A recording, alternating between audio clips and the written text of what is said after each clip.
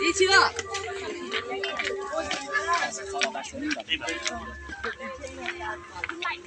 Anh ơi, từ từ đây.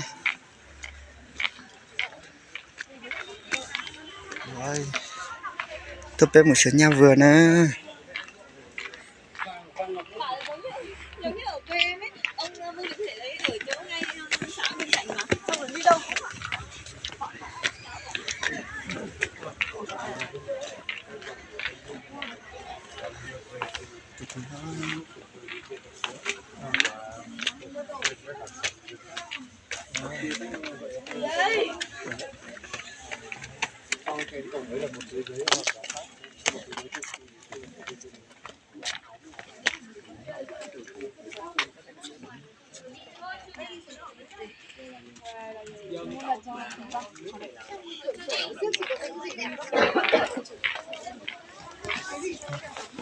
Rồi, buồn á.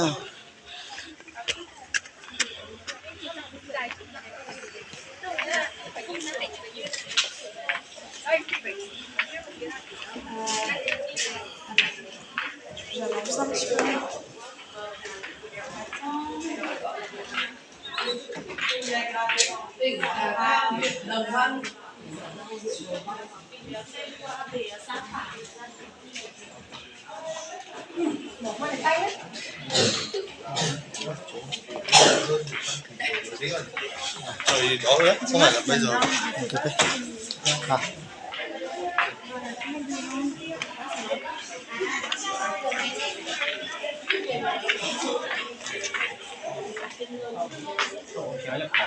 Mua à? Mua này. Ui. Apa? phải ông mà vua mà.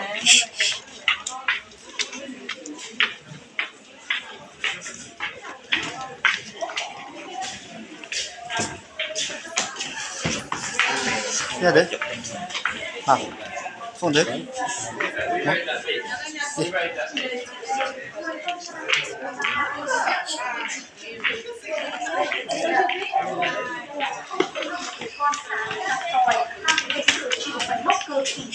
Trong vùng này cũng là người đầu tiên có chiếc xe mô tô của Mỹ đi trong vùng đầu tiên, nhưng mà đáng tiếc là về sau thì ông trừ đây ông này bị bệnh nên là bị cơn điếc về sau này luôn Ngày xưa thì tất cả ba người con trai ở đây ông có cho ra bên nước ngoài để học hỏi kiến thức. Vào năm 1945, lúc này ông Hữu Đức ở đây ông mới chính thức là được Bác Hồ mời về thăm Hà Nội, nhưng mà do lúc này ông đã tuổi cao rất yếu, có tên từ người con trai thứ hai của mình là ông Vương Chí Sinh ở đây đi thay ông Vương Chí Sinh ở đây ông mới là người về sau này được gọi là vua nghèo. Ông thay cha mình đi theo con đường cách mạng, được Bác Hồ giác ngộ cách mạng là thế thì anh em với Bác Hồ, và được Bác đặt tên là Vương Chí Hành, trùng tên Bác Hồ thời trai trẻ là Nguyễn Tất Thành ở đây. Ông cũng là người đã tham gia đại biểu Quốc hội khóa 1 và khóa 2, đồng thời là chủ tịch đầu tiên tại mảnh đất Đồng Văn ở đây Nhưng mà ông Sinh ở đây sau khi mà làm chủ tịch ông lại không sống ở trong cái tòa di cư mà sinh riêng tòa di cư rất là to ở bên thị trấn của bà.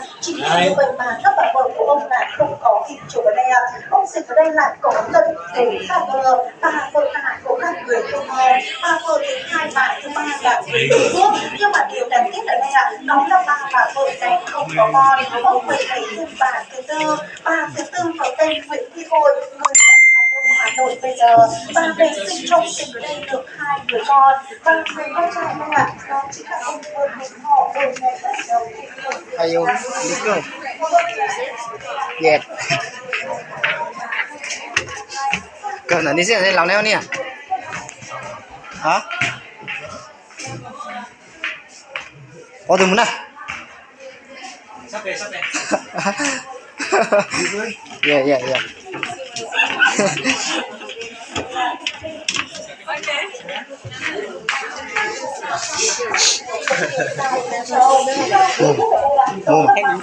Được cao rồi.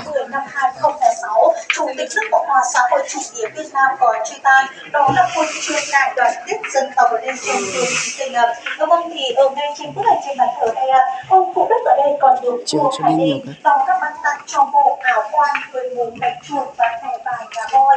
Người xưa còn được không? Thank you so much. Thẳng người lên con ngựa kia. Đấy, đúng rồi. Dạ, họ cậu vừa làm chưa này.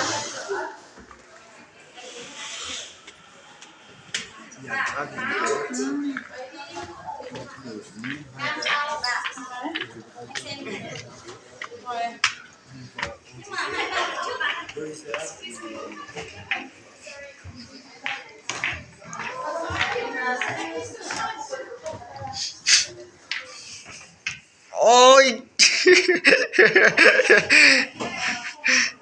ôi no no no no no no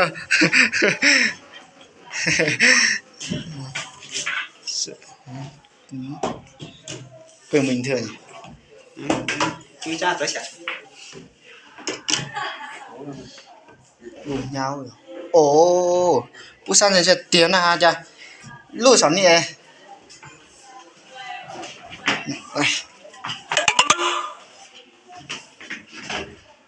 Ok 1 2 3 잠깐만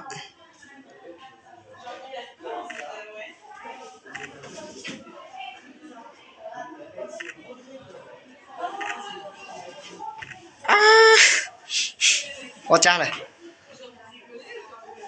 잠깐만 ok một sao sao vùng má gì đó điểm sao sao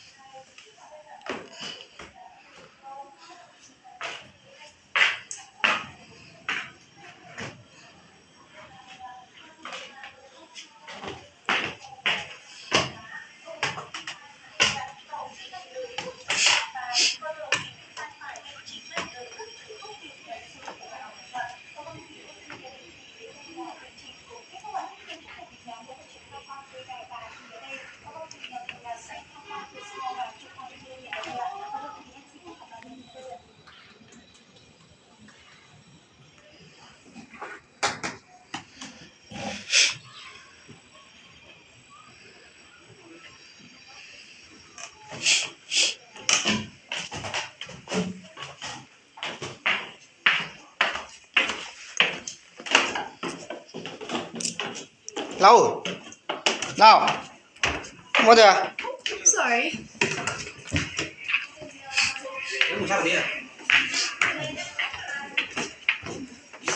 Ơi.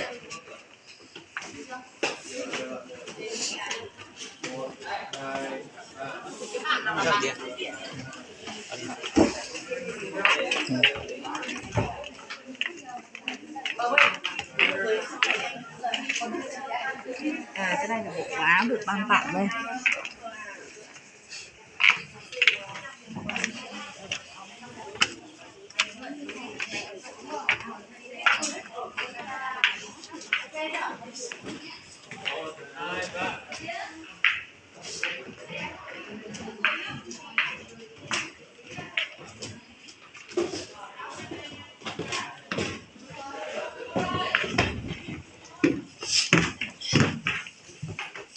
nó trong chào